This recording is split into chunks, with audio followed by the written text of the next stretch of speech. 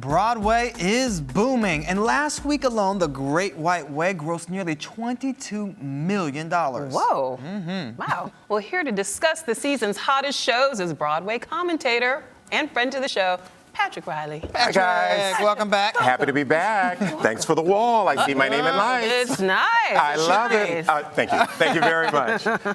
Okay, let's talk about one of the hottest tickets on Broadway. It's called Betrayal. Well, come on. 22 million, 1 million of that 22 million belongs to Betrayal on its first week of previews. You are kidding. Just previews. Just previews. Daniel Craig and his real-life wife, Rachel Weisz, are yes, attached, and it kind of goes back to what we talked about before about Hollywood attachments that can work, do work. This one is working because its limited engagement is already sold out. You're kidding. Yes. So we can't get tickets. Well, you know, there are always special ways Patrick, you'll hook us up. to get tickets. So we'll talk. We'll talk turkey. What's so great about this show? Well, you know, it's a great, sexy piece about a love triangle, and Daniel Craig and his wife are playing husband and wife, and then there's another man in the mix. And so it really captures the love triangle. Kind of reminds me of Gatsby in a way, but it really is a sort of a sexy drama that really gives way to the classic love triangle. And everybody loves to watch that and see that unfold and Daniel on stage. Craig. And Daniel and Mr. James Bond. That's all you had to say to Lola. do you get it? Did I have you at Daniel? You had me at Dan. Okay. There you go. There we go. So Betrayed, I think, is going to be the big hit of this quarter of the season. And how long will it run? You said it's limited? About 8 weeks. 8 weeks. So it's going to run through like December. It runs through December. Oh, All right. And another big show getting a lot of Broadway buzz is Snow Geese. Yes. Now, our friend Mary Louise Parker is in that. She's a friend to the show. We love that. That piece it's a period piece set in World War I. She plays a widow with 2 sons, and it explores what they, living in upstate New York during hunting season, have to do to survive in the wake of her husband's passing, and sort of what that does. A new life for each of these characters begins because of this tragic loss. And so it's a great melodramatic ride. And, you know, people are into plays, I find, in the fall. You know, it seems like a logical thing to do on a cold night. It does. So I think Snow Geese is going to be another one that people will flock to see because it's just, it's good alternate programming to... Snow Geese, flock. I love You get it? You get it? Do you get it? That was really good. He'll be here all week, Thank you. gentlemen. Or at least for the next 8 minutes. So let's talk about A Time to Kill. Yes. Based on John Grisham's book, Yes, Time the New to York Kill. Times bestseller, John Grisham's A Time to Kill, and then it was that great film with Sam Jackson, courtroom drama with Matthew McConaughey as well. Courtroom drama that plays to race. I mean, Sam Jackson in the movie and this character, is a father of a young girl who's raped, a young black girl who's raped by 2 white men, and it unfolds. This attorney really has to defend this man who kills these people because he's killing them in reverence to what they did to his daughter. So I think that's a very topical, timely film. It's the first Grisham adaptation for stage.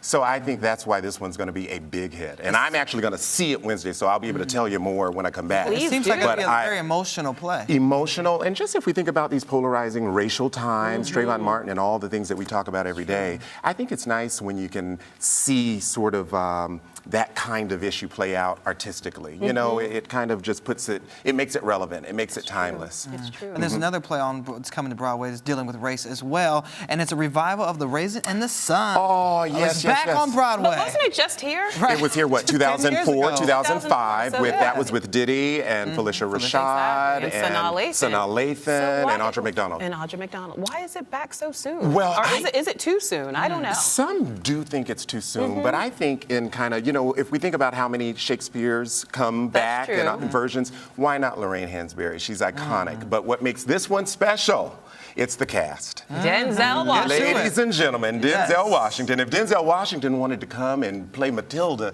don't you think we'd all go see? Yes. And Diane Carroll. The legendary Diane Carroll. I have this image, you know, if we think about Claudia Perry, one of the old great actresses of our time, and Esther Rolle, who has played this role of Mama Younger before. I think, like, oh my God, Diane Carroll is coming back to the Broadway stage, also after 30 years. Like Cicely Tyson. Like Cicely Tyson. Now, Diane did win a Tony years ago in the 60s. But what's great is that she's returning to the stage. She's returning home. And I just have this thought that she's going to say, in my mother's house, there is still God, and the champagne is burned. I just feel like there's going to be a great hybrid of mama and class. Dominic Devereaux. All of that, all of that. I love it. Absolutely. So yeah, I'm really excited for A Raisin in the Sun. Not only does it have a big cast on the stage, Kenny Leon is also directing it. Yes, he's directing it again. Yeah, exactly. He did it with Denzel. He did Fences with him. Denzel won a Tony for that. Do we see him winning a Tony for this role as well? I do, and I also think that Kenny Leon, I'm happy you mentioned him. He's a director of note, a mentor of mine from his days of being a director in Atlanta with the Alliance Theater. And so he has been doing a lot of great black fare for Broadway. He did Stick Fly, he did all the August Wilson revivals. So I just think Kenny Leon is also one to watch as that Tony goes. But with Denzel in the lead seat, I think it's going to be okay. But people wonder, or people have said that Denzel's a little too old to play Walter Walter Lee. Lee. Old in the tooth. Yeah, well, I don't know. A little long in the tooth, they say. Well, you know, it goes back to Walter Lee. I don't know. What do you think? Well, you know what I think? If we think about sort of black families and the ways in which we can sometimes live with our moms and our sisters and our extended families in one small place, it looks a lot of different ways. I think Walter Younger was a younger guy during the day of Sidney Poitier, but I could easily see Denzel reinterpreting it and making it his own. Okay. And I think we'll respond. I like that. Don't you? I mean, it's Denzel. Yeah. He can Come play on. any part, so I think it'll Absolutely. be nice to see him in this character. I think so. Yeah. Romeo and Juliet. Yes, yes. Well, Orlando Bloom and Miss Condola Rashad. Daughter of Felicia Rashad. Daughter of Felicia Rashad. She wrapped Trip to Bountiful on a Thursday, was starting up Romeo and Juliet on a Tuesday. It's doing very well, though I will say that the reviews haven't been the best. Not too bad. I did see it. I did enjoy her. I enjoyed Orlando Bloom. Something in the modernizing of it, I think, may have dropped the ball. You know, I like seeing Orlando Bloom on his motorcycle and climbing the walls, but I don't know that we quite get the story. Like, I know the story, you know the story, but I think for anyone who's introduced to Romeo and Juliet through this piece, it might be a little confusing, but it is still doing fairly well. Orlando Bloom is clearly a big draw. Now, do you think the reviews have anything to do with this being the first interracial Romeo and Juliet on Broadway? No. No, good. I don't. That is great to hear, though. And I will tell you, we should acknowledge the producers in this project, Romeo and Juliet, some of them are similar to those from Trip to Bountiful and some of the other multicultural casts and shows that we've seen. Stephen Bird. We had Stephen Bird on our show. Aaliyah Jones-Harvey, Marvette Brito as well. So with their involvement, I think we've seen something happen on the marketing side of Broadway where people aren't necessarily caught up in traditional casting. We can see casts look multicultural. We can see an interracial couple, and that part be fine. But the story still needs to be good, Right. and the execution of the story needs to be point. good. Yeah, because obviously Shakespeare got it right the first time. Exactly. He did. Okay. Thank you for Speaking pointing of back. Shakespeare, Macbeth. Macbeth is coming. It's back again. Ethan Hawke. Yes. Ethan Starring in Macbeth. It's going to be another great fall turn. There are a number of others great Shakespeare pieces that are coming, Twelfth Night, and several others that are happening literally this fall.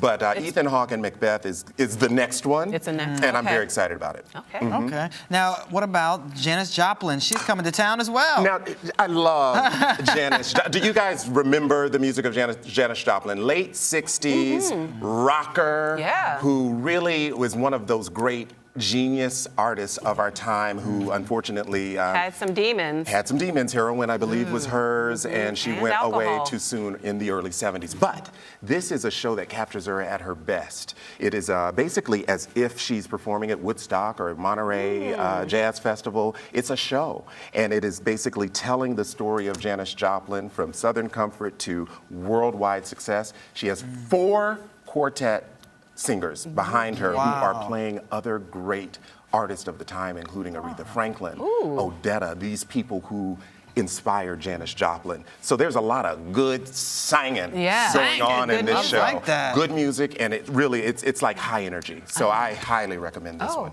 Okay, and last but not least, Carole King, speaking of good music. Yes, beautiful Carole King. You guys know I'm the Motown musical man, so to see music still being shown And on the Broadway celebrated.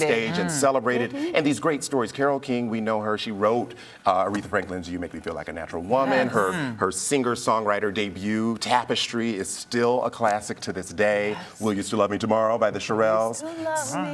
Tomorrow. Now see, this is what I'm talking about. That's what this is we're what I'm doing. talking about.